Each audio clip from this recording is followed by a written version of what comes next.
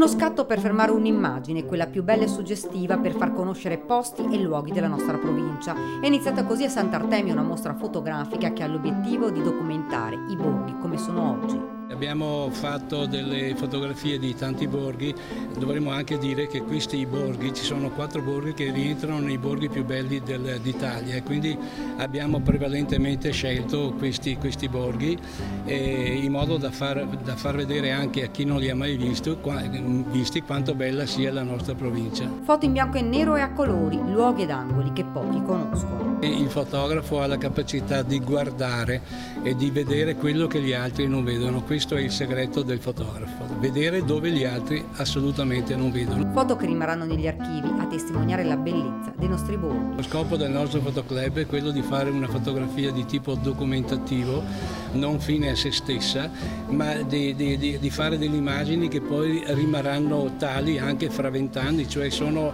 l'esempio dello stato attuale della nostra provincia, dell'arte in generale. La mostra rimarrà aperta fino al 10 ottobre.